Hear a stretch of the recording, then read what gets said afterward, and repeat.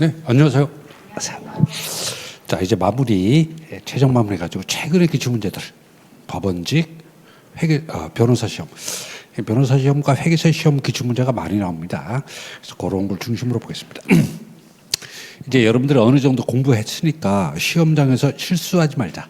그래서 그 특정 단어들을 잘 보셔가지고 이건 맞는 문장이다, 이건 틀린 문장이다, 이렇게 구별할 수 있도록 하겠습니다. 1번. 작년도 등기직이네요. 상인에 관한 다음 설명 중 가장 옳다는 것은 행정관청에 대한 인허가명이나 국세청에 신고한 사업자 등록상의 명의와 실제 영업상 주체, 요게 상인이죠. 실제 동그라미.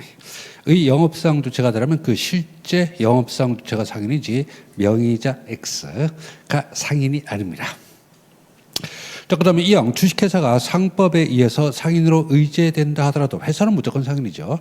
주식회사 기관인 대표이사 개인. 자, 시험 문제에서 개인, 상법에서는 절대로 이런 말을 쓰지 않습니다.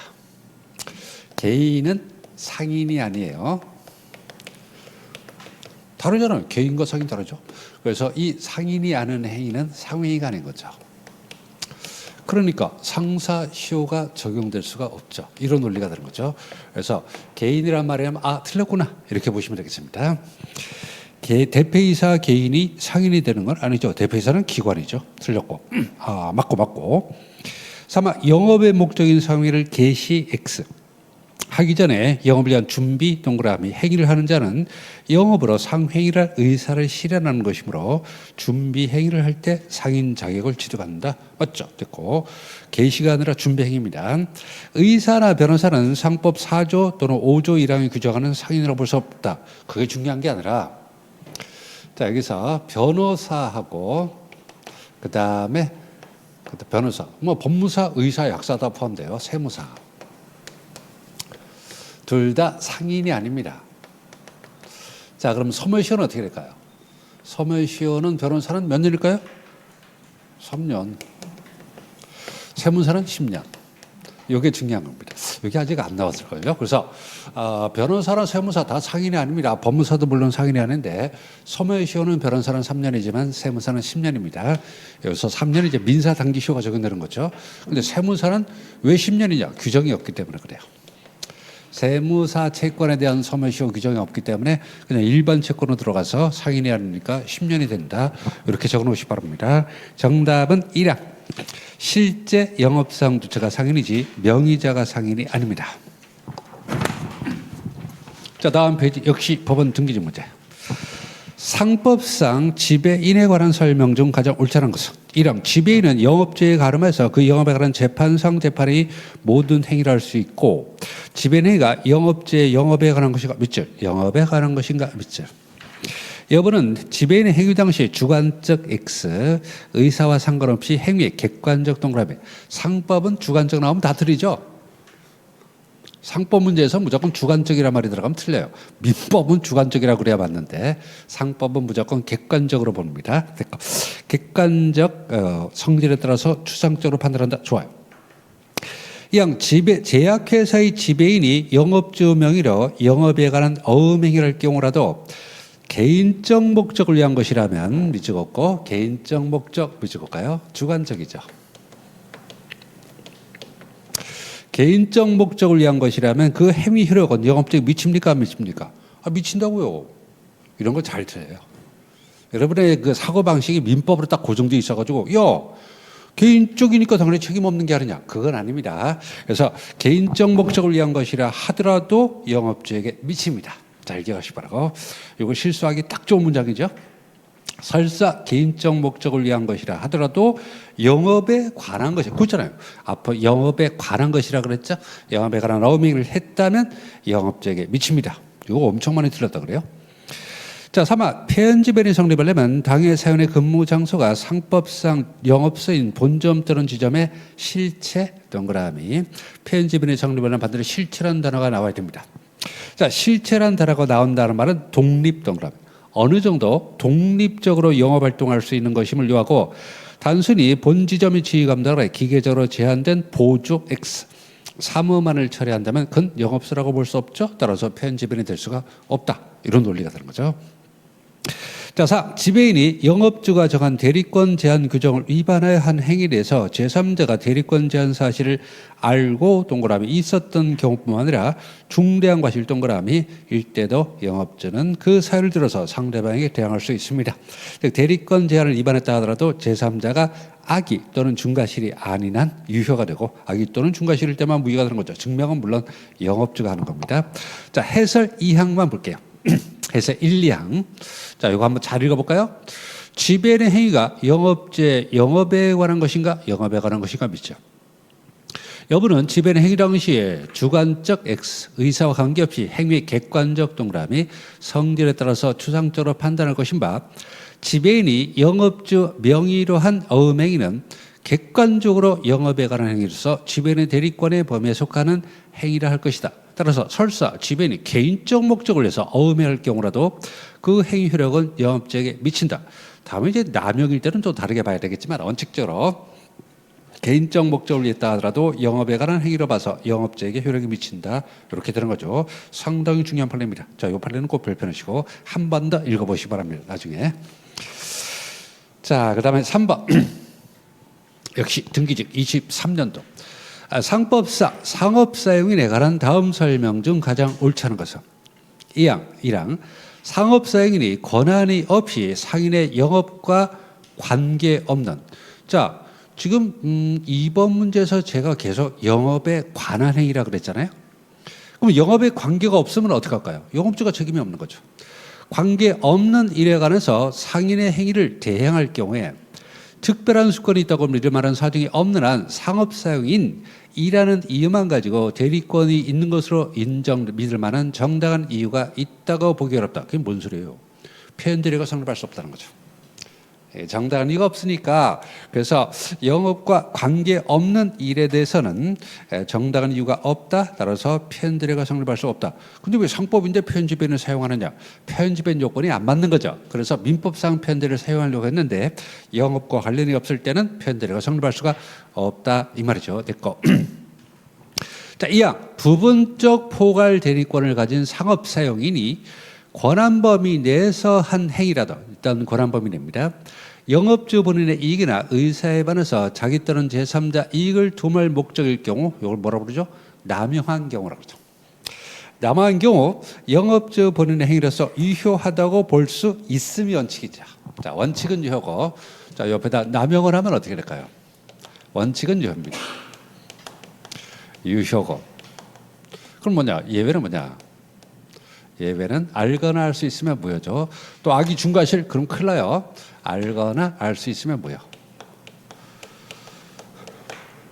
알거나 알 수 있으면 무효다. 이렇게 되고 다만 증명은 영업주가 한다. 그래서 대리권 지배인이 권한을 남용했다 하더라도 원칙적으로 유효하다고 볼 수 있고 다만 어쨌든 권한 범위 내는 맞잖아요. 남용을 해도 권한 범위 내니까 원칙적으로 유효고 다만 상대방이 알거나 알 수 있으면 무효가 된다. 이렇게 보는 거죠. 자, 3항은 뭐 당연히 알 수 있는 거죠. 자, 우리 상법에서는 지배인이 있고 표현지배인이 있어요. 그런데 상법에서는 부포사는 있지만 표현부포사에 관한 규정이 없습니다. 그래서 이거를 어느 규정을 끌어다 쓸 거냐, 민법상의 표현대를 적용할 거냐, 아니면 상법상의 표현 지배인을 적용할 거냐 이런 문제가 있는데 판례는 의외로 민법상 표현대를 끌어다 쓴다는 거죠. 이유는 똥꼬집이죠. 한마디로 말하면. 그래서 부분적 포괄대리권을 가진 상업사의 경우에도 표현 지배인 X 에 관한 상법 14조 규정이 적용된다고 할 수 없다. 그럼 뭘 적용하냐? 민법상 표현대를 적용한다고요. 이유가 있습니까? 이유는 없고 그냥 고집 부리는 거예요. 그래서 대법원이 상법상 표현지배인이 아니라 민법상 표현대를 적용하는 겁니다. 자, 맞고. 상, 주식회사 기관인 상무이사를 하더라도 상법 15조의 부분적 포괄대리권을 가진 상업사연을 겸할 수 있다. 당연하죠. 그래서 이사는 사연을 겸할 수 있고 이걸 회사법에서는 사내이사라고 부르죠. 사내이사라고 부른다. 이렇게 되는 겁니다. 됐고. 자, 해설 3항 판례 한번 볼게요. 해설 3항. 이 항은 뭐 남용은 잘 알 테니까. 부분적 포괄대리권을 가진 상업사용인의 자, 이건 좀 해설 문제 다시 올라가 보세요. 문제 3번 3항은 부분적 포괄대리권을 가진 상업사용인인데 그 권한 범위를 초과했을 때 이제 편집에 관한 상법을 적용하지 않고 민법을 적용한다는 겁니다. 근데 판례가 두 개 있어요. 첫 번째, 부포사가 권한을 초과한 경우. 두 번째, 부포사가 아닌 자가 부포사의 명칭을 사용한 경우 두 가지가 있습니다. 근데 전부 다 민법상 편대를 적용한다는 겁니다. 자, 그러면 사망. 자, 사망은 좀 다르죠. 해설 사망 보시면 부분적 포괄되는 권한을 가진 사용인에 해당하지 않는 사용인이죠. 문제는 이제 문항에서는 부분적 포괄되는 가진 상업사용인이지만 그러한 사용과 유사한 명칭을 사용해서 법률 행위를 할 경우 그 거래 상대방은 민법 125조의 편대리나 아니면은 민법 756조의 사용자 책임 등의 규정에 따라서 보호될 수 있다 할 것이므로 다음 줄 끝에 편집에 나가는 상법 14조는 적용할 수가 없다. 그리고 이제 하나 더 있는 겁니다. 그러니까 어쨌든 부포사 나오면 무조건 민법상 편대리. 부포사 나올 때 부포사가 아닌 자가 명칭을 사용했다. 부포사가 권한을 초과했다. 전부 다 민법상의 편대리가 적용된다. 이렇게 되는 거죠. 됐고. 4번 올해 문제입니다. 올해 문제. 자 볼까요? 상업사용에 관한 다음 설명 중 가장 옳지 않은 것은 1 항 부분적 포괄되는 권한을 가진 상업사용인이 3번 문제하고 똑같은 거죠.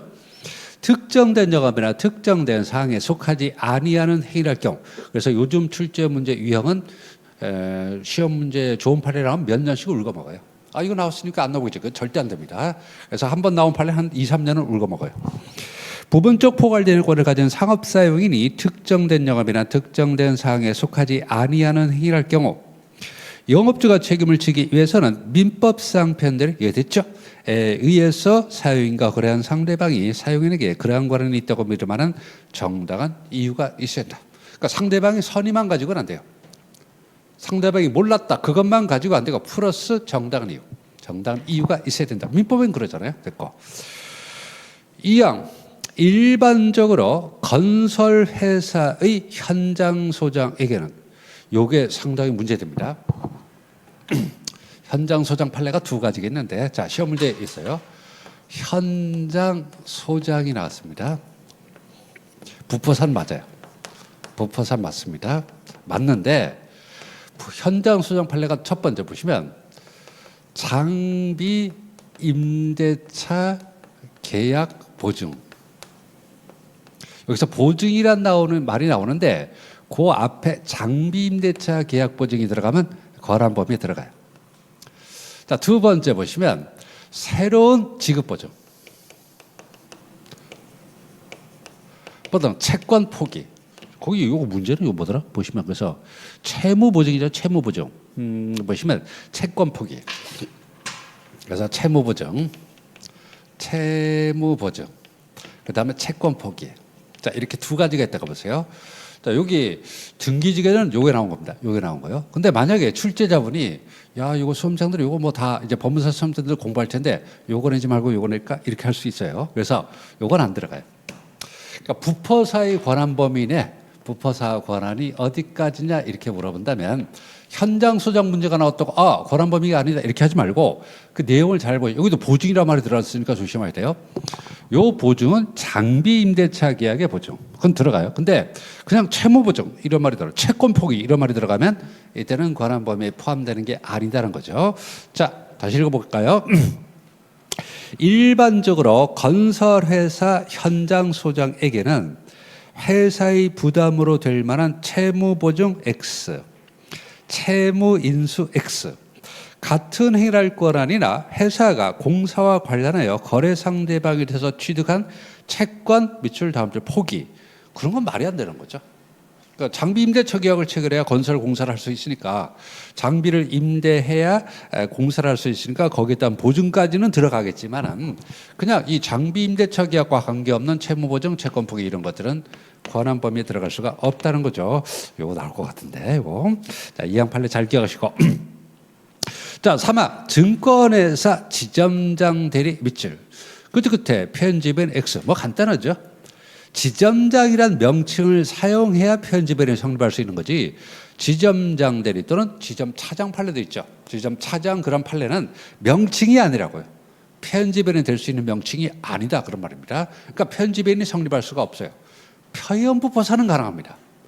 지점장 대리는 폐연부보상 가능하지만 폐연지배는 안 된다는 거죠. 그래서 증권회사 지점장 대리는 지점 전체를 대표한다. 그럼 지점장은 어디 갔어요? 어디 사우나 갔나? 그러니까 지점장 대리라는 명칭 자체가 대표할 수 있는 권한이 아니라고요. 그래서 상법 14조 1항의 폐연지배는 해당할 수가 없습니다. 또 고객과 사이에 손실 분담 약정을 하는 것도 마찬가지로 대리권의 범위에 속한다고 볼 수가 없어요. 당연히 안 되는 겁니다. 그래서 지점장 대리는 절대로 폐연지배는 될 수가 없어요. 근데 이걸 꼬아가지고 표현부포사는 될 수 있어요. 표현부포사 명칭은 될 수 있지만 폐연지배 명칭은 될 수가 없다는 거죠. 자, 시험 문제 공동 나오면 무조건 답은 1인입니다. 공동 1인. 이게 말이 모순되지 않냐? 모순되니까 시험에 나오죠. 만약에 공동지배인을 정했다. 아니면 공동대표이사를 정했자 할 때 이 공동지배인 공동대표이사는 상대방에게 그 의사표시를 공동으로 하는 겁니다. 상대방의 입장에서는 상관없다고요. 상대방의 입장에서는 이 사람들이 공동지배인인지 공동대표이사인지는 신경 쓸 필요가 없어요.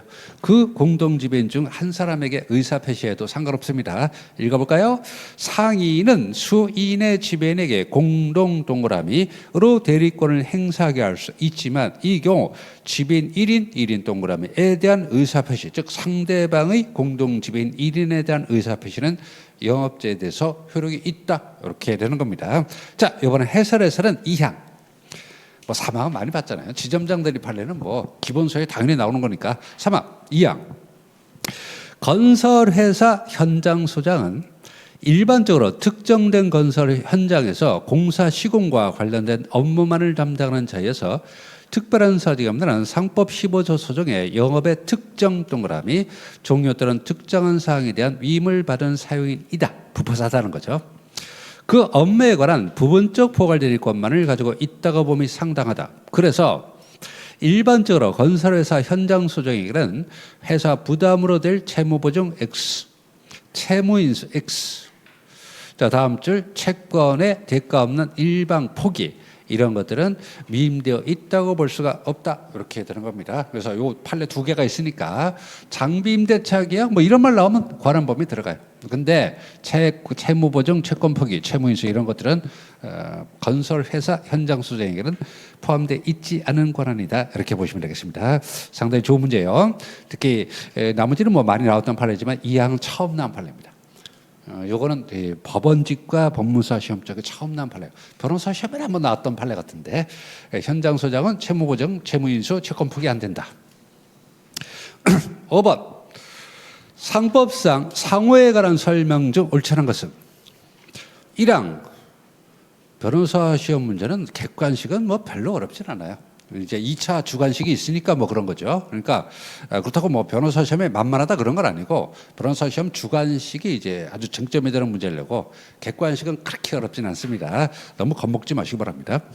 상법상 상호에 관한 설명 중 옳지 않은 것은 1항 한명회사 밑줄, 상호 변경 밑줄, 그 다음에 상호가 등기 맞죠? 설립상호가 등기는 유한책임회사, 주식회사, 유한회사만 되지만 그 나머지 상호, 목적 변경 가등기, 본점 이전 상호 가등기는 모든 회사가 됩니다. 한명 회사도 상호 변경할 때는 상호 가등기 돼요. 2항 갑이 을에게 건설업 면허를 대했다. 이 경우 면허를 대여받은 을이 그 면허를 사용하여 대여자 갑의 명의로 하도급 거래 동그라미. 그냥 하도급 거래 나오면 건설업, 그 다음에 하도급 나오면 명의대여자 책임이 인정된다 이렇게 보시면 돼요. 별거 없어요. 그래서 건설업 면허를 사용해서 대여자 갑의 명의로 하도급 거래했다면 갑을 영업의 주체로 오인한 하수급에 대해서도 갑은 특별한 사정이 없는 상법 24조의 명의 대여자 책임을 부담합니다. 자, 이렇게 건설업, 하도급, 대여자 책임 알겠죠? 뭐 중간에 일 것도 없어요. 건설업, 하도급, 명의 대여자 책임 이렇게 딱 끊어서 보시면 되겠습니다. 설명할 것도 없어요. 건설업, 하도급 거래, 명의 대여자 책임.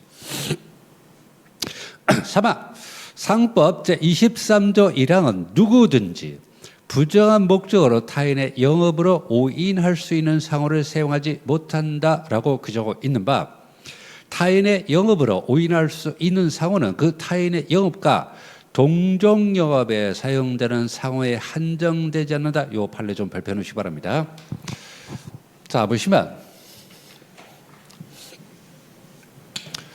상호 사용 금지를 청구할 때, 자 보시면 그 상대방의 상호와 그 다음에 영업이 있겠죠. 됐습니다. 자 그런데 상호는 동일 상호해야 돼요. 영업은 동종 영업일 필요가 없어요. 알겠습니까? 아시겠죠? 그래서 내가 상호를 정해서 상호권자로서 상호를 사용하고 있는데 다른 사람이 내 상호를 쓴다 이 말이죠. 그러면 그 상대방이 사용하는 상호가 나의 상호, 나다는 거죠. 상호권자가 있어요. 상호권자가 상대방에 대해서 사용 폐지 또는 금지를 청구할 때는 그 사람이 쓰는 상호와 내 상호가 똑같아야 돼요. 그렇지만 업종은 동종용 업종일 필요가 없어요. 꼭 같은 업종일 필요가 없다는 거죠. 그래서 수험생들이 이 판례를 물어보던데 상호만 동일하다면 꼭 반드시 동종영업에 사용되는 상호에 한정될 필요는 없다. 그러니까 유사 영업종도 포함한다. 유사업종도 포함한다는 거죠. 됐습니다. 설렁탕집하고 소머리 국밥집도 엄밀히 말하면 동일한 건 아니죠. 순댓국밥집도 동일한 건 아니죠. 근데 비슷하잖아요. 그러니까 같은 유사업종도 포함한다 이렇게 되는 거죠. 그래서 영업은 동종영업일 필요 없지만 상호 자체는 완전히 똑같아야 돼요. 그래야만 상호 사용 금지를 청구할 수가 있다 그런 말입니다. 됐고. 자, 그래서 요 사망 판례 잘 기억해 두시고, 하여튼 요건 무지하게 좋아하는 판례입니다. 교수님들이. 타인이 등기한 상호를 동일한 특별시 광역시군에서 동종영업의 상호로 등기할 경우 선등기자가 후등기자에게 그와 동일한 상호 등기 말소를 서로서 청구할 수가 없다? 있잖아요. 내가 상호 등기해서 사용하고 등기까지 하게 되면 상대방이 상호를 등기해 놓으면 폐지를 청구할 수 있죠. 말소도 청구할 수 있고 당연합니다. 상법 제25조 1항은 상호는 영업을 폐지하거나 영업과 함께하는 경우에 한해서 양도할 수 있다라고 규정하고 있는 바, 이때 영업의 폐지라면 정식 X에서 영업 폐지에 필요한 행정 절차를 밟아서 폐업하는 경우에 한하지 않고 사실상 동그라미 폐업한 경우도 당연히 해당한다. 이 문제는 무지하게 쉽게 는 겁니다. 쉽게 는 거야. 자, 그래서 사실상 폐업하는 경우도 포함한다. 자, 요건 해설 사망만 볼게요. 해설 사망. 나머지는 많이 봤던 거니까. 상법 제23조 1항은 다음 페이지. 누구든지 부정한 목적으로 타인의 영업으로 오인할 수 있는 상호를 사용하지 못한다고 규정하고 있고, 사용하면 금지를 청구하는 거죠. 여기서 타인의 영업으로 오인할 수 있는 상호는 그 타인의 영업과 꼭 동종영업에 사용되는 상호만을 한정하는 것은 아니라 할 것이다 하는 거죠. 됐죠? 그러니까 상호만 동일하다면 업종은 반드시 동종영업일 필요가 없다. 뒤는 안 읽어도 돼요. 시험 딱 여기까지만 나오더라고요. 여기까지만 나옵니다. 됐고. 뒤는 안 받아야 되니까. 됐고. 자, 그 다음에 6번. 상호 및 상호권에 관한 설명 중 옳지 않은 것은 1항 갑이 상호를 먼저 등기한 후에 상호권자입니다. 을이 그와 동일 또는 유사 X 상호를 동종영업의 상호로 등기했다면 갑은 자신이 선등기자라는 것을 이유로 을을 상대로 상호등기 말소를 청구할 수 있다? 안 되죠. 금지 청구, 그 다음 플러스 등기되면 말소 등기를 청구하죠. 등기를 청구하는 겁니다. 됐죠. 근데 그냥 상호만 쓰고 있으면 금지, 폐지 청구하고, 이놈이 등기까지 했네? 그럼 말소 등기를 청구하는 거죠. 자, 그런데 상호는 꼭 동일해야만 된다는 거죠. 업종은 모르겠지만 상호는 동일해야 돼요. 따라서 유사 상호는 제외되는 거예요. 유사 X, 유사 상호는 안 돼요. 동일 상호만 되고 유사 상호는 안 됩니다. 왜 그러냐? 법이 바뀌었거든요. 상업등기법 29조가 바뀌면서, 그래서 유사 상호는 이제 말소를 청구할 수가 없다. 그렇게 되는 겁니다. 그래서 유사 X. 자, 2항. 갑이 자신의 상호를 등기하지 않고 있는 동안에 을이 부정한 목적으로 갑의 영업으로 오인할 수 있는 상호를 사용하여 갑이 손해받을 염려가 있다면 당연히 갑은 을에 대해서 을이 등기한 상호 말소 등기한 상호 말소도 청구. 내가 상호 먼저 등기 안 해도 그놈이 먼저 등기해도 내가 상호권자니까 등기 말소를 청구할 수 있습니다. 다만 내가 먼저 등기 안 했으니까 내가 그걸 증명을 해야 되죠. 그래서 내가 먼저 등기하든 말든 그놈이 내가 쓰는 상호를 등기하면 말소를 청구할 수 있다. 단 상호는 똑같아야 된다. 똑같아야 된다는 것이 됐고. 자, 3번. 하나의 영업에 여러 상호를 사용하는 것은 원칙적으로 금지되지만, 그럼 거꾸로 보세요. 여러 개의 영업에 하나의 상호를 쓰는 건 돼요. 그건 상관없습니다. 반대로 한 상인이, 물론 개인을 말하는 겁니다. 한 상인이 수개 영업을 영위하면서 하나의 상호를 공통적으로 사용하는 것은 아무 상관없어요. 그래서 여러 개 영업에 하나의 상호를 쓸 수 있지만, 하나의 상호를 쓸 수 있죠. 그 다음에 하나의 상호, 그 다음에 뭐요? 하나의 영업에 여러 개의 상호를 쓰는 건 안 되지만 여러 개의 영업에 하나의 상호를 쓰는 건 된다는 거죠. 다만 이건 개인에 해당되는 겁니다. 회사는 무조건 하나. 회사는 이유 불문하고 하나가 되겠죠. 상호가 됐고. 자, 그 다음에 4. 회사의 경우 상호는 반드시 등기하죠. 밑에다 가르치고. 그렇다고 상호 등기는 아닙니다. 설립 등기예요. 회사 상호는 무조건 등기한다 그러지만 상호 등기가 아니라 설립 등기의 등기사항 중에 하나가 되겠죠. 됐고, 자연인의 경우 상호를 반드시 등기해야 하는 건 아닙니다. 이유가 뭘까요? 등기 기간이 없으니까. 개인 상인이 상호 등기를 해야 되는, 반드시 해야 되는 게 아니다. 이 말이 뭐냐면 등기 기간이 없으니까, 과태료 안 물리니까, 그러니까 해도 되고 안 해도 된다는 거죠. 이렇게 될까?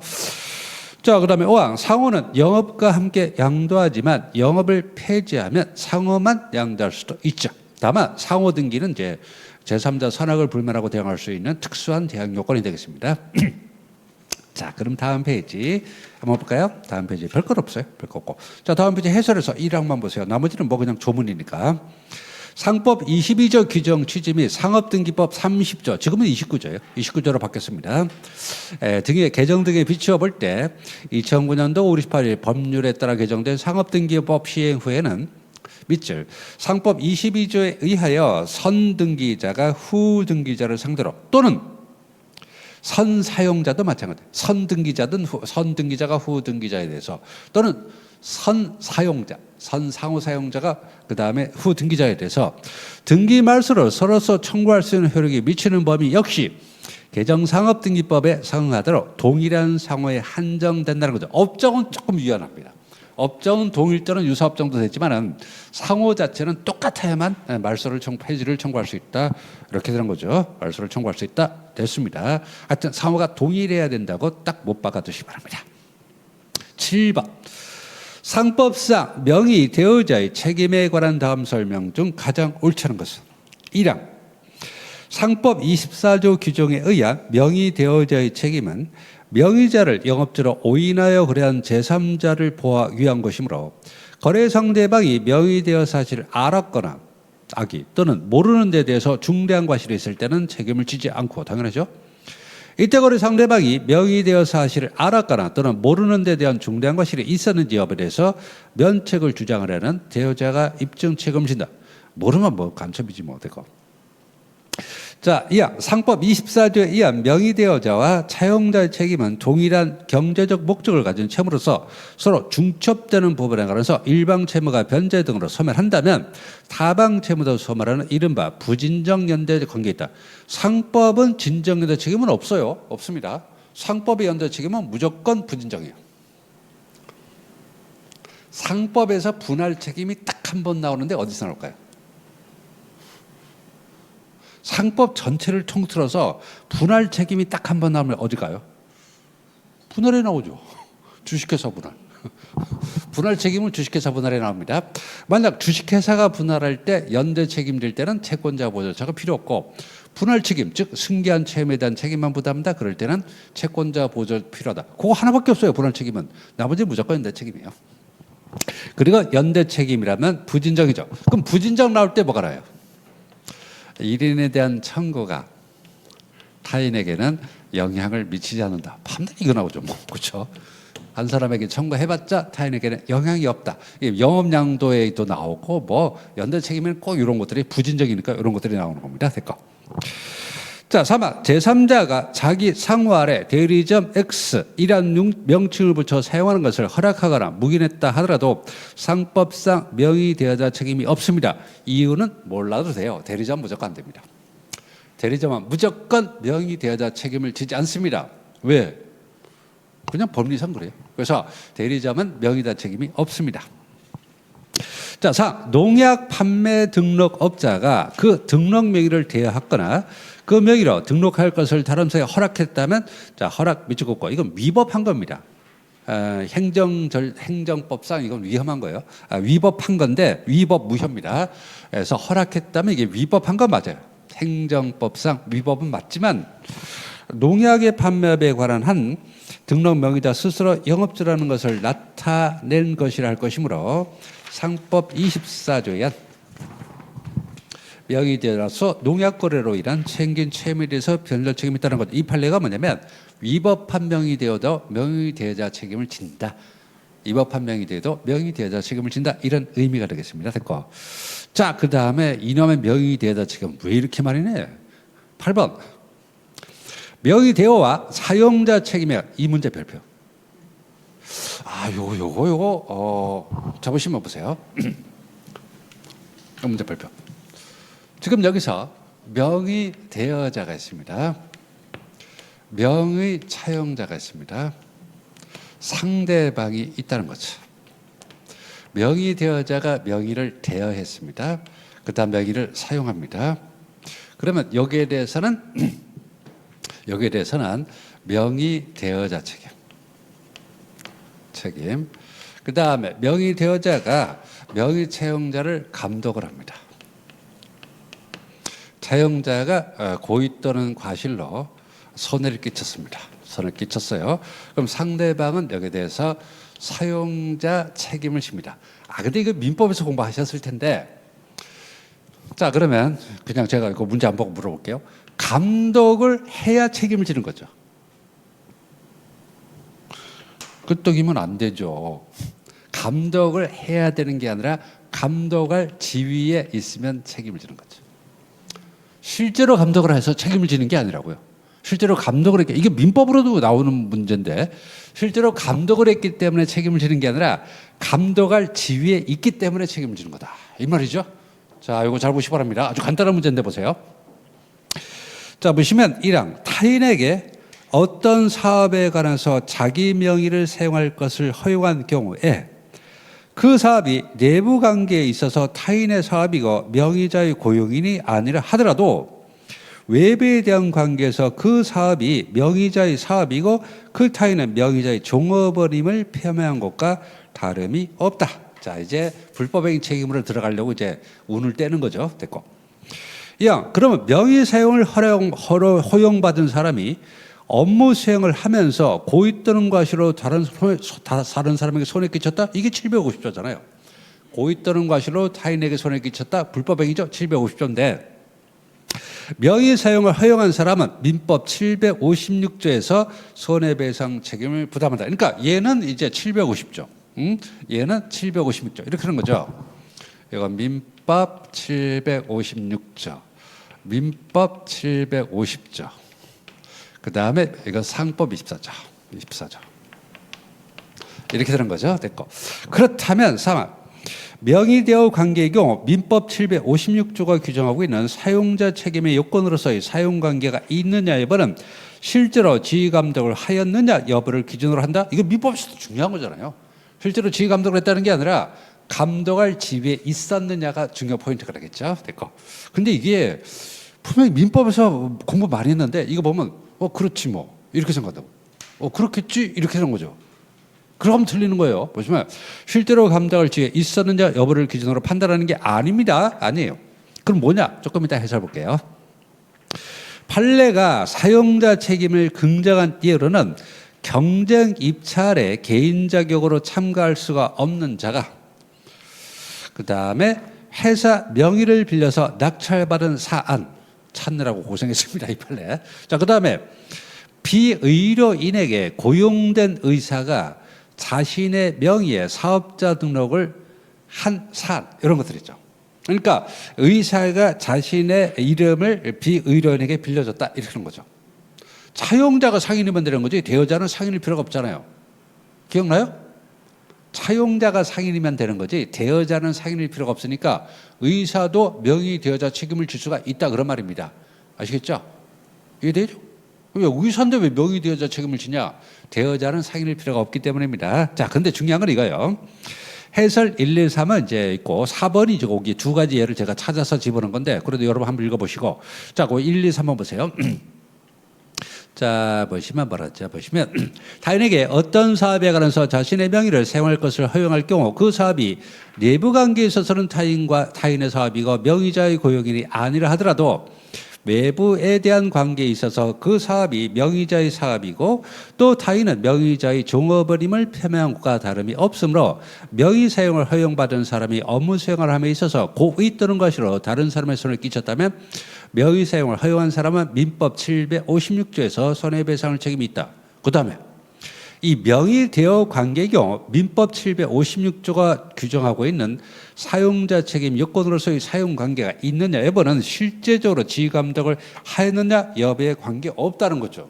실제 관계 없다요. 실제 감독이 있는지 중요한 게 아니라 객관적 규범적으로 봐서 사용자가 그 불법 행위자를 지감독할 지위에 있었느냐 감독을 했느냐는 문제라 감독할 지위에 있느냐 감독을 했는가 그런 걸 따지는 게 아니라 감독할 지위에 있느냐에 따라서 여부를 기준으로 결정해야 할 것이다. 이게 너무 유명한 판례죠. 민법에서도 굉장히 유명한 판례입니다. 그래서 실제로 감독을 했다 그래서 책임을 지는 게 아니라 감독할 지위에 있으니까 책임을 진다. 이렇게 보시면 되겠습니다. 자, 꼭 기억하시 바라고. 요 깜빡 실수하면 큰일 나요.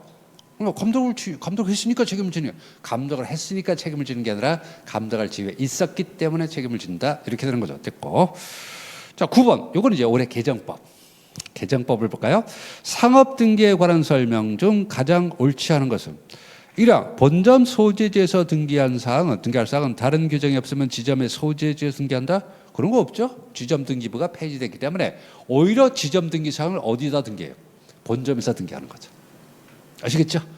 지점 등기 사항이 다 없어진 건 아니고 과거에는 지점 등기 사항을 지점 등기부에 했는데 지금은 지점 등기부가 폐지되니까 본점 등기소에 한다는 거죠. 그래서 지점의 소재지, 지점의 지배인 이런 것들은 다 본점 등기부에 하는 겁니다.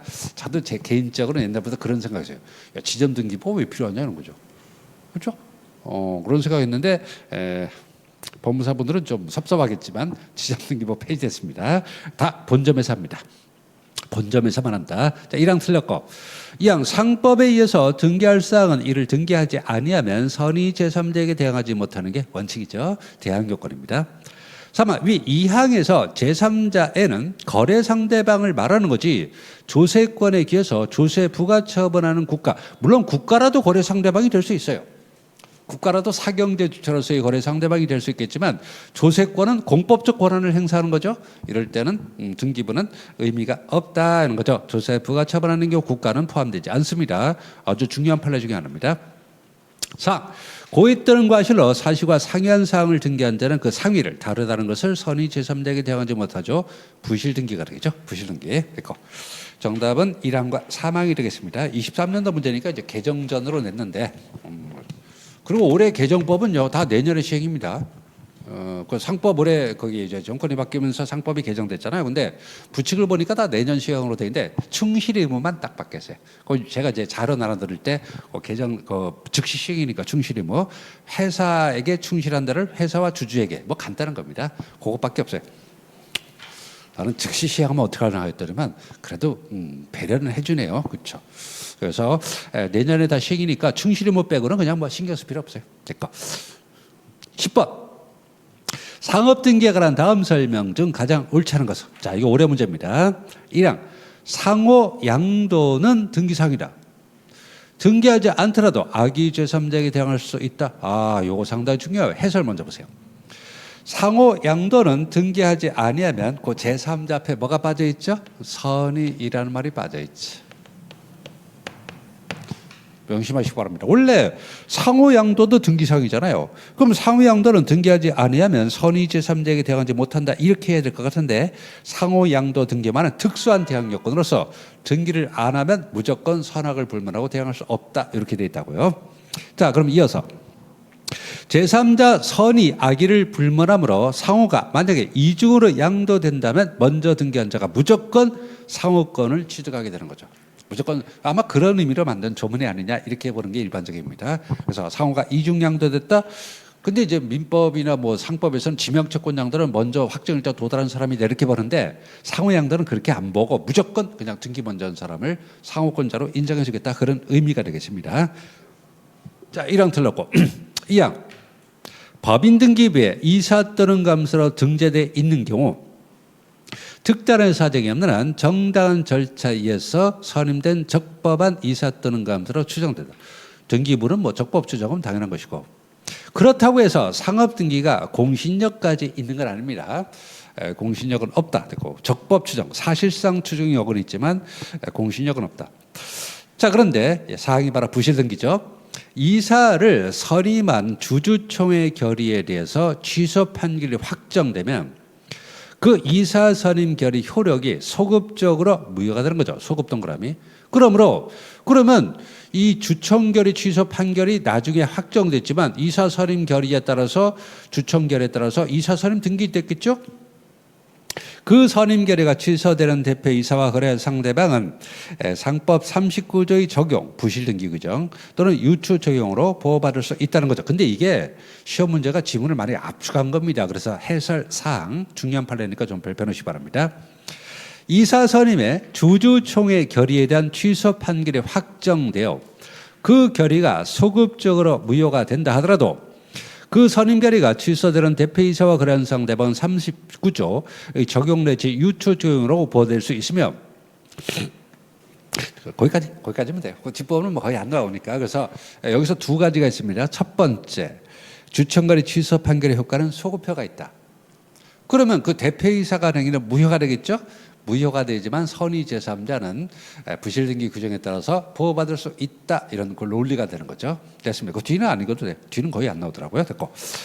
자, 그러면 11번. 영업 양수인의 상호 소경에 관한 설명 중 가장 옳지 않은 것은 상법 42조 1항은 영업 양수인이 양도인의 상호를 계속 사용할 때 양도인의 영업으로 인한 제3자의 채권에 대해서 양수인도 변제할 책임이 있다고 규정함으로써 양도인이 여전히 주 채무자로서 채무를 부담하면서 양수인도 함께 변제 책임을 지도록 하고 있으나 이 규정이 영업양수인이 양도인의 영업자금과 관련한 피보증인의 지위까지 승계하도록 정한 것이라고 보기 어렵다는 거죠.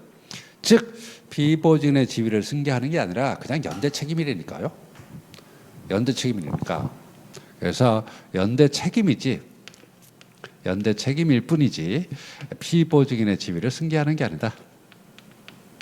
지위를 승계하는 게 아니다. 이렇게 되는 거죠. 됐습니다. 됐고. 자, 그렇게 보시면 되겠습니다. 됐고. 자, 2항. 영업양수인이 상법 42조 1항에 따라 책임지는 제3자의 채권은 자, 요 판례는 꼭 기억하셔야 돼요. 영업양도 당시 채무 변제기 X가 도래할 필요까지는 없고 그 당시까지 발생 동그라미 당시까지 발생해야 돼요. 해야 되지. 물론 X하시고 영업양도 당시로 봐서 가까운 장래 X. 요즘은 요거 안 내면 시험 문제를 못 만들어요. 그러니까 영업양도 문제랑 무조건 요 판례는 들어있을 겁니다. 장래 X. 장래 발생할 채무까지 포함되는 건 아니다. 변제기가 도래할 필요는 없겠지만 영업양도가 당시까지는 채권이 성립을 해야 됩니다. 따라서 장래에 발생할 채권까지 포함하는 건 있을 수가 없어요. 왜? 그럼 양수인의 지위가 너무 불안해지죠. 불안정해지기 때문에 장래에 발생할 채권은 포함할 수가 없어요. 그리고 이게 답일 가능성이 굉장히 높아요. 장래 X. 3화 상호를 소경하는 영업양수인의 책임은 어디까지나 채무 인수가 없는 영업양도에서 채권 주고 기회를 빼앗긴 채권자를 보호하기 위한 것이므로 영업양도에도 불구하고 채무 인수 사실이 없다는 것을 알고 있는 악의 채권자에 대해서는 상법 42조 1항에 따른 책임이 발생하지 않고 채권자가 악이라는 점에 대한 주장 증명 책임은 그 책임을 면하려는 영업 양수인에게 있다. 요거 문제도 별표 넣으시기 바랍니다. 요거. 그래서 2항 별표, 물론 답은 2항인데 그 2항 지문 별표하고 3항 지문은 꼭 별표 넣으시기 바랍니다. 특히 3항은 거의 나온 적이 없는 판례인데 요거 제가 설명드리겠습니다. 4항, 채권자가 영업 양도 무렵 채무인수 사실이 없음을 알지 못할 때 특별한 사정이 없는 한 상법 42조 1항에 따라 영업 양수인의 변제 책임이 발생하고 이후, 즉 영업 양도 무렵이 아니라 이후에 영업 양도 이후에 채권자가 채무인수 사실이 없음을 알게 되었다 하더라도 이미 발생한 영업 양수인의 변제 책임이 소멸하는 것은 아니다는 거죠. 그러니까 채권자가 선의 기준점은 영업 양도 당시를 기준으로 하는 것이지 그 후에 채권자가 알게 됐다 하더라도 양수인은 책임을 진다는 거죠. 자, 2항 3항 별표했죠. 자, 먼저 제가 칠판을 쓰고 판례 해설해 드릴게요. 자, 이 사람이 영업을 양수한 사람이에요. 이 사람의 첫 번째, 상호를 계속 사용하거나 아니면 두 번째, 상호 계속 사용을 안 하는데 사용을 안 하지만은 채무 인수를 광고했다는 것. 채무 인수를 광고했습니다. 그래서 영업 양수인도 연대 책임을 져야 돼요. 됐습니다. 자, 그 다음에 여기서 채권자가 있다는 거죠. 채권자가 양수인에게 이행을 청구하게 되겠죠. 채권자 채권을 가지고 이행을 청구할 텐데 그 채권은 영업양도 당시까지 발생하는 거죠. 영업양도 당시까지 발생한 채권이죠. 발생한 채권입니다. 따라서 장래 발생 채권은 들어갈 수가 없어요. 자, 근데 문제는 이제 사망이 뭐가 문제냐면 사망이요. 채권자가 첫 번째 채권자의 주관적 요건을 보겠습니다. 주관적 요건. 채권자가 영업 양도, 그 다음에 채무 인수 여보에 대해서 채무는요 양도하는 게 아닙니다. 채권은 양도한다 그러지만 채무는 양도한다는 말은 사용할 수 없어요. 채무는 인수한다 그럽니다. 인수한다 그래요. 그리고 채무 인수가 되려면 채권자 승낙이 필요하잖아요. 자, 보시면 영업 양도에 대해서 모르고 있어요. 채무 인수 여부에 대해서 전혀 모르고 있다는 거죠. 영업 양도에 대해서는 알고 있어요. 근데 채무 인수 여부에 대해서는 모르고 있다는 거죠. 영업 양도에 대해서도 악입니다. 그 다음에 채무 인수 여부에 대해서 알고 있어요. 자, 알고 있다는 거죠. 알고가 요겁니다. 됐죠? 그러면 양수인의 책임은 어떻게 되냐는 거죠. 양수인은 채권자가 영업 양도에 대해서도 선이고 채무 인수 여부에 대해서 선이라면 책임을 집니다. 근데 채권자가 영업 양도에 대해서는 악이지만은 채무 인수 여부에 대해서 모르고 있다면 그래도 책임을 져요. 자, 그 다음에 채권자가 영업 양도에 대해서도 알고 있고 채무 인수 여부에 대해서 알고 있다는 거죠. 그러면 이때는 책임을 지지 않는다는 거죠. 요 증명은 양수인이 한다. 요 판례가 이거예요. 이겁니다. 아시겠죠? 그래서 알고 있느니 요걸 알고 있네. 그러니까 요걸 알고 있다는 게 아니에요. 요걸 알고 있다는 게 아니라 요걸 알고 있는 채권자에게는 책임이 없고 증명은 양수인이 해야 된다. 근데 제가 강의 때는 여기까지만 설명하거든요. 이건 잘 설명 안 했는데 시험에 나오니까 제가 설명드린 겁니다. 자, 그래서 다시 3항을 읽어보고 해설 볼게요. 3항 먼저 보세요. 뭐 2항은 됐죠? 장래 X. 그렇게 하면 되니까 2항은 쉬운 겁니다. 3항. 상호를 석양하는 영업 양수인의 책임은 어디까지나 채무 인수가 없는 영업 양도에 의해서 채권 취급 기회를 빼앗긴 채권자를 보호하기 위한 것이므로 영업 양도에도 불구하고 채무 인수 사실이 없다는 것을 알고 있는 악의 채권자에 대해서는 상법 42조 1항에 따른 책임이 발생하지 않는다. 자, 이걸 알려면은 이건 당연히 알고 있어야 되죠. 그렇죠? 이걸 알려면 이건 당연히 알고 있어야 되니까. 근데 요것만 알고 있고 이건 선이라. 근데 이것도 알고 있고 이것도 알고 있다는 거죠. 그럼 책임이 없다고. 채무인수 여부에 대해서 악이라면 책임을 지지 않는 바, 이때 채권자가 악이라는 점에 대한 주장 증명 책임은 책임을 면하려는 영업양수인에게 있다. 그런 말입니다. 4항. 채권자가 영업 양도 무렵 채무인수 사실이 없음을 알지 못했다면, 이거 두 번째 거. 알겠죠? 그러면 나중에 알았다 하더라도.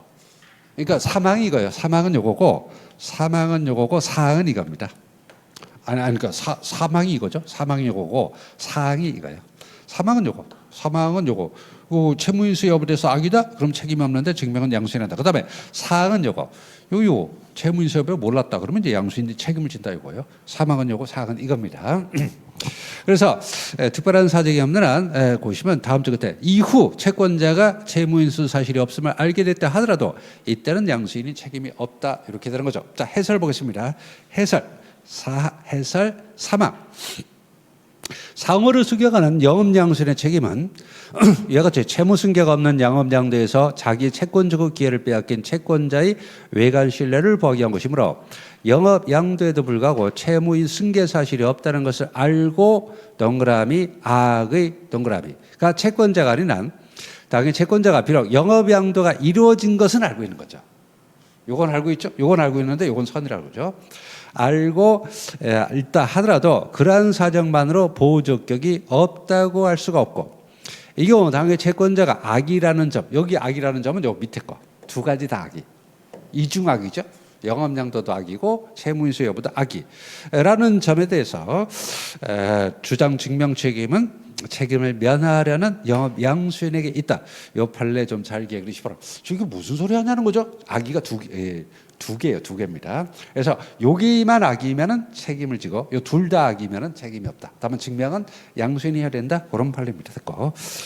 이게 언제 판례지? 23년도니까 좀 애매한데 그래도 그 사망은 꼭 별표 넣으시기 바랍니다. 나머지 그냥 뭐 장래 안 된다 이렇게만 보면 되니까. 12번. 영업의 전부 또는 중략 일부 양도에 관한 다음 설명 중 가장 옳지 않은 것은 1항 주주총회 특별 결의가 있어야 하는 상법 소정에 영업의 전부 또는 중략 일부 양들은 일정한 영업 목적을 위해서 조직되고 유기적 일체 동그라미 유기적 일체를 바로 영업이라고 그래요. 단순한 재산이 아니라 유기적 일체를 영업이라고 부릅니다. 일체로 기능하는 재산의 전부 또는 중략 일부를 총체적으로 전부가 아니라니까 총체적이라니까 총체적이죠. 총체적으로 양도하는 거지 전부를 양도하는 게 아니에요. 아시겠죠? 그래서 전부도 되고 일부도 되잖아요. 아시겠죠? 그거 보세요. 세 번째 줄 재산의 전부 또는 일부잖아요. 전부가 아니라니까. 전부가 아니라 전부도 되고 일부도 돼요. 그럼 뭐냐? 전부든 일부든 총체적으로 양도한다 하죠. 이렇게 장난치는 분들은 없는데 또 시험장에서 헷가닥 돌아가지고 야 전부만 되지 않냐? 일부도 된다고요. 총체적으로만 양도한다면 일부도 된다는 거죠. 전부 동그라미 일부 동그라미 총체적 동그라미. 총체적으로 양도한다면 전부 양도 일부 양도 다 된다는 말입니다. 근데 수험생들은 자꾸 영업양도를 전부 양도로만 생각해요. 그러면 안 됩니다. 됐고. 이항 주식회사 영업에 전부 또는 중략 일부를 양도한 후 주총 특별회가 없었다. 옆에 달아주고 절대 무효. 상법 판례 가끔 보면요 절대 무효란 말이 가끔 나옵니다. 이런 판례들이 시험에 잘 나와요. 보통 상법에서는 거래한 자를 위해서 선의제3자를 보호하는 게 일반적이지만요 어쩔 수 없는 경우가 있어요. 그래서 이사회결의 흠결은 선의 무증가실이면 유효죠. 이사회결의 흠결인 대표 행위는 선의 무증가실이면 유효로 인정하지만 주총 특별결의 없는 행위는 그냥 절대 무효입니다. 결의가 없었다는 것을 이뤄 스스로 약정의 무효를 주장하더라도 주주 전원이 그와 같은 약정에 동의한 것으로 볼 수 있는 특별한 사정에 인정되지 않는다면 무효 주장이 신의성실의 원칙에 반한다고 볼 수도 없다는 거죠. 그러니까 제3자가 선이라도 상관없다고요. 제3자가 선이라도 무효다 그런 말입니다. 자, 그 다음에 사망. 이게 지금 회사법에 들어가야 되는 판례인데 제가 위치를 잘못 놨습니다. 영업양도를 했으니까 총체를 집었는데 이건 주주총회에 들어가야 되는 판례거든요. 이 판례 꼭 펼쳐. 요거는 출제 가능성 거의 90%예요. 자, 보시면 주식회사 주주는 주식의 소유자로서 회사 경영의 이해관계를 가지고 있지 않습니다. 이해관계 없어요. 없습니다. 당연히 이해관계 있지 않냐. 그거는 주주 혼자 생각이에요. 없습니다. 없으므로 회사가 제3자와 체결한 영업에 전부 또는 중량 일부 양도하는 계약에 무효 확인을 구할 이익이 없어요. 저도 이 판례 보고 그런가 했는데 주주는 회사 경영에 이해관계가 없어요. 없습니다. 없어요. 됐고. 그래서 이익이 없습니다. 3. 회사가 회사 존속에 기초가 되는 영업재산을 처분할 당시에 이미 영업을 폐지하거나 중단하고 있었다면 그 처분으로 인해서 비로소 영업의 전부 또는 일부가 폐지되거나 중단되기 이른 것이라고 볼 수 없으므로 이때는 주총 특별히가 필요 없죠. 이 판례 아시죠? 자, 이거는 영업 양도가 아니라 재산 처분이에요. 재산 처분인데 재산의 처분으로 영업이 중단되는 결과 또는 폐지가 되면 주주총회 특별히, 이미 영업이 중단된 다음에 재산을 처분할 때만 주총 특별히가 필요 없다는 겁니다. 자, 올해 예상 문제가 이거예요. 자, 보시면 자, 요 제가 칠판에 쓰는 거를 꼭 외우세요. 지금 주주총회가 있습니다. 근데 주총에서 승인을 하지 않고요. 대표이사가 상대방과 영업 양도 계약을 체결했습니다. 영업 양도 계약을 체결했어요. 됐어요. 됐고 상대방이 선입니다. 무효요? 무효라니까요? 아니 선인데 무효냐? 무효라니까요. 고민하지 마시고 무효입니다. 자, 그런데 이 주주가 가만히 보니까 주주가 있어요. 주주가 있습니다. 주주가 가만히 보니까 야, 주총을 했으면 내가 반대할 텐데 지금 주총을 안 했잖아요. 안 했죠. 그래서 주주가 영업양도계약에 무효 확인 소송을 제기하려고 합니다. 이건 안 돼요. 왜? 이익이 없기 때문이라는 거죠. 됐습니다. 자, 이번엔 회사 채권자가 있어요. 요 보시면 요 회사 요 사람 회사 채권자입니다. 회사 채권자가 있어요. 채권자가 있습니다. 회사 채권자가 영업양도 계약에 무효 확인 소송을 제기하려고 합니다. 요거는 된다는 거죠. 물론 이익이 있어야 되지만 이렇게 되는 거죠. 그래서 대표이사가 상대방과 체결한 영업양도 계약이 주총 승인결의 없이 이루어지면 그냥 무효입니다. 무효고, 그 다음에 이 무효를 내가 이 주주가 주총을 했으면 내가 분명히 반대할 텐데 주총을 아예 안 했잖아요.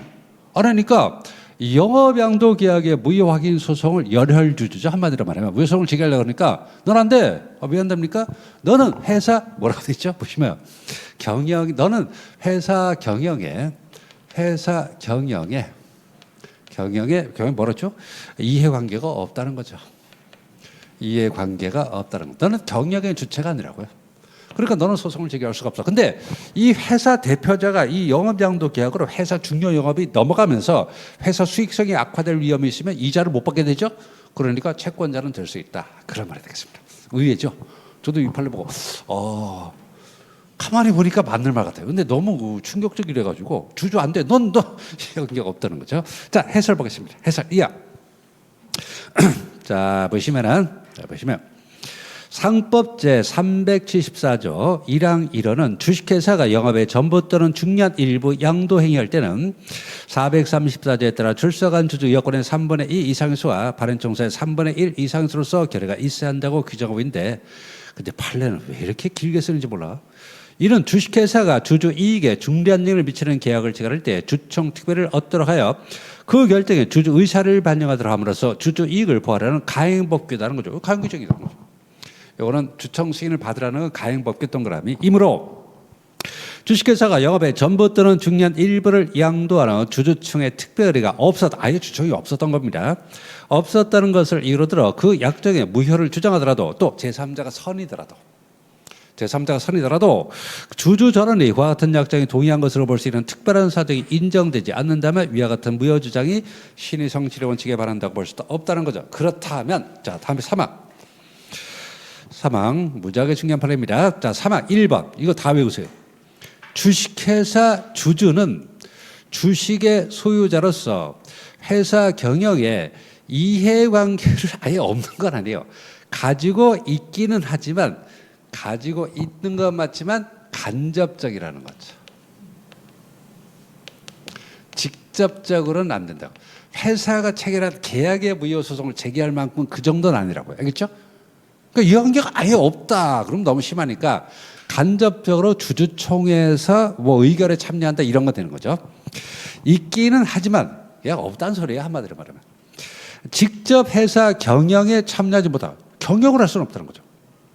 하지 못하고 주주총회 결의를 통해서 이사를 해임하거나 일정한 요건에 따라 이사를 상대로 이사 행위에 대해서 유지 청구를 행사해서 행위를 유지시키고 대표 소송에 의해서 책임을 추구하는 소를 제기하는 등 회사 영업에 간접적으로만 영향을, 그러니까 전혀 이해관계가 없다 이렇게 말하는 건 좀 어폐가 있지만 간접적으로만 가능하다는 거죠. 있을 뿐이다. 그러므로 주주가 회사 재산관계에 대해서 법률상 이해관계를 가진다고 평가할 수가 없고 주주는 직접 제3자와의 거래관계에 개입하여 회사가 체결한 계약에 무효행위를 구할 이익이 없다. 이러한 법률에도 회사가 영업에 전부했던 중요한 일부를 양도하는 계약을 체결할 경우에도 마찬가지다. 그러니까 주청도 안 했으니까 주청거래 무효성도 못하고 그래가지고 이제 이 계약 무효성을 제기하려면 너는 안 돼. 너는 직접적으로는 안 된다는 거죠. 직접적으로는 안 된다. 간접적으로만 된다는 거. 됐고. 자, 그런데 채권자는 되냐? 됩니다. 주식회사 채권자는 회사가 제3자와 체결한 계약에 자신의 권리나 법적 지위를 구체적으로 그 이자 못 받는 거죠. 뭐. 침해나 이에 직접적으로 영향을 미칠 경우에는 그 계약에 무효행위를 구할 수 있다. 뒷부분은 보지 마세요. 다만 간접적으로만 이해관계가 되면 이제 너도 안 된다 이런 겁니다. 됐고. 자, 그 다음에 보시면 4번은 뭐 많이 봤던 거니까 그냥 넘어가겠습니다. 자, 13번 장현도 변호사. A 주식회사는 B 주식회사의 호텔에 관한 영업을 양도하는 계약을 체결했다. B 회사는 A 회사의 채무를 인수하지 않았지만 A 회사 채무에 대해서 자신에게 책임이 없음을 증기한 것도 아니고 A 회사 채권자에 대해서 그 뜻을 통지하지도 않았다. B 회사는 영업 양수이요 동일한 호텔 영업을 하면서 A 회사가 사용하던 모모 제주라는 영업서 명칭을 그대로 사용했다. 자, 이거 저 보시면 지웠나? 연대 책임이 그 상호를 계속 사용하는 거죠. 그 다음에 면책을 등기하거나 또 통지하지도 않은 거죠. 그러니까 원칙적으로 연대 책임을 지는 거죠. 됐고. 자, 이런 상태입니다. B 회사는 그래서 영업서 명칭을 그대로 사용했다. 이에 관한 설명 중 옳지 않은 것은 1항 영업이 포괄적으로 양도되면 반대 특약이 없는 한 A 회사 근로자 간의 근로관계도 원칙적으로 B 회사에 포괄 승계된다. 재산은 특정 승계지만 근로관계는 근로자분들은 먹고 살아야 될 거 아닙니까? 근로관계는 포괄 승계. 이왕 B 회사에 대해서 적용되는 명칭이 상호 동그라미, 옥호 동그라미, 영업표지 동그라미. 이것은 모모 제조는 영업표지죠. 이때도 B 회사는 특별한 사정이 없는 한 상법 42조 1항의 유추 적용에 따라서 채무를 부담한다. 그러니까 모모 제조, 그게 바로 영업표지가 되겠습니다. 3번 A 회사 영업으로 인한 제3자 채권에 대해서 B 회사의 변제 책임은 영업 양도 후 2년의 경과하면서 한다. B 회사가 아니라 A 회사지. 양도인의 책임이 2년이 지나면 면제되는 거지. 양수인의 책임은 소멸시효 기간 동안 책임을 지는 거죠. 양도인이 면제되는 거죠. 특히 이 사례 문제 잘 못 푸는 분들이 뭐냐면 누가 누구지 구별 못해가지고 그런 거죠. A 회사입니다. A 회사 책임이 양도인 책임이 면제되는 거지. B 회사 양수인의 책임이 면제되는 게 아닙니다. 틀렸죠. 자, 상 요거 나왔잖아요. 요거죠. 요거. 교수님들이 뭐 어떤 시험을 내든 다 거의 관심사는 공통적인 거죠. 자, 읽어보세요. 영업 양도에도 불구하고 채무 인수 사실이 없다는 것을 알고 있는 A 회사 채권자에 대해서 B 회사는 책임이 발생하지 않고, 이거 세 번째 겁니다. 세 번째 거요. 채무 인수 사실이 없다는 걸 알고 있다는 거죠. 이 채권자가 악이라는 점에 대해서 주장 증명 책임은 양수인인 B 회사가 입증해야 된다. 그렇죠? 그렇죠? 요거 아직 법무사 시험에 요거 안 나왔어요. 응? 알고 있는 채권자라는 건 그 양수인이 증명하면 책임을 지지 않을 수 있다. 그러니까 이렇다 하더라도 설사 이렇다 하더라도 책임을 지지 않을 수 있다는 겁니다. 아까 설명했던 게 요거예요. 됐고. 자, 5항. 5항. A 회사 채권자가 영업 양도 무렵 채무 인수 사실이 없음을 알지 못할 경우라면 이거 아까 봤는데 특별한 사정이 없는 한 상법 42조 1항에 따른 B 회사의 변제 책임이 일단 발생했죠. 그 다음에 이후 채권자가 채무인수 사실이 없음을 알게 되었다. 나중에 알게 된 거죠. 하더라도 이미 발생한 B 회사의 변제 책임이 소멸되는 건 아니다. 근데 이게 변호사 등기직은 다 나오고 법무사 시험 쪽에 여기 안 나왔다는 거죠. 이쪽에 요게. 그러니까 아까는 법원 등기직 문제였잖아요. 이렇게 되는 거 찾을까. 자, 14번. 14번. 여기 14번까지 보고 쉴게요. 영업 양도에 관한 다음 설명 중 가장 옳다는 것은 영업 양도 계약에서 경업 금지에 관해서 정함이 없는 경우에도 영업 양수인은 영업 양도인에게 상법 42조 1항에 따라 경업 금지 청구권을 행사할 수 있다. 그렇죠. 약정이 없을 때도 양수인은 몇 년? 몇 년? 10년. 5년? 5년. 약정이 없으니까 몇 년이죠? 아유, 난 숫자 약간 5년? 10년? 야, 이거 뭐지? 경업금 청구를 행사할 수 있다는 거죠. 갑자기 기회가 안 났네. 하여튼 경업금 청구는 있죠, 당연히. 약정이 없어도 그것이 양수인은 경업금 청구를 행사할 수 있죠. 됐습니다. 갑자기 물어보니까 모른다. 자, 그 다음에 3화 2항. 이건 법무사 시험에 나왔어요. 그 영업 양도가 2번 일어난 거죠. 영업 양도가 한 번만 일어난 게 아니라 두 번째 발생했을 때 그 마지막 양수인은 첫 번째 양도인에게 경업금 청구를 행사할 수 있다는 겁니다. 그래서 굉장히 좋은 판례 같지만 이미 나와버렸어요. 이항 영업 양도 계약에서 경업금 청구의 양도 관련해서 정함이 없는 상태에서 양도된 영업이 다시 또 양도됐다고요. 영업 양도가 2번 발생합니다. 양도된 영업이 다시 동일성을 유지한 채 전전 양도된다면 계약 당사자가 변경되었으므로 영업 양수인의 경업금지 청구권과 이에 관한 양도 통지 권한이 원칙적으로 그 뒤 영업 양수인에게 전전 양도 및 전전 이전되지 않다. 당연히 된다니까 됐죠. 그래서 최후 양수인은 최초 양도인에 대해서 경업금지를 청구할 수 있다는 겁니다. 이거 정말 나온 거예요. 법무사 시험에 나온 겁니다. 됐고. 3화 영업 양도는 일정한 영업 목적에 의해서 조직화된 업체, 즉 인적물적 조직을 동일성을 유지하면서 일체로서 이전하는 것으로서 영업의 일부 양도, 자꾸 전부 양도라 그러면 안 돼요. 전부 또는 일부 양도. 총체적으로 양도한다면 전부 일부 양도 된다는 거죠. 자, 3. 회사가 기존 영위하던 사업부분을 폐지함에 따라 근로자들 전부가 사직서를 제출하고 퇴직금을 정산 수령하면서 그들의 선택에 따라 이게 뭐야? 하고 뭐가 빠졌는데? 하고 그 다음에 나머지 절반 정도의 근로자들만이 폐지되는 사업 부분과 동일한 사업을 하고 있던 계열 회사에 입사 시험 없이 종전 수준의 임금을 지급받기로 하고 입사할 경우 기존 회사는 그 사업 부분을 폐지한 것에 불과할 뿐 두 회사 사이에 영업 양도가 있다고 볼 수 없다. 왜? 포괄 생기잖아요. 퇴사하고 입사 형식을 밟으면 안 돼요. 퇴사하고 입사 형식을 밟으면 안 되고 그냥 승계 형식을 밟아야 된다는 거죠. 이게 왜 그러냐면 이게 고용 승계를 해야 되는데 퇴사하고 입사 형식을 밟으면 좀 과격한 근로자분들 있죠. 그런 사람들을 배제하려고 그러는 거죠. 이건 부당노동 행위로 봅니다. 자, 그래서 한번 해설 보죠. 해설. 자, 나를 보세요. 해설 밑으로서 나가 있죠.